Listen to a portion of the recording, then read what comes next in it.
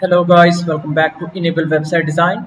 In this video, I will show you to drag and drop nav menu items in your WordPress website.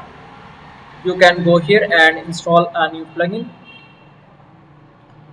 Then click on Add Plugin. Here you can type drag and drop nav menu items.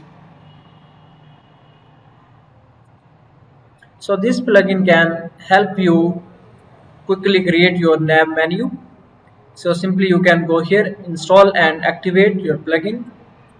After that you can go here, settings.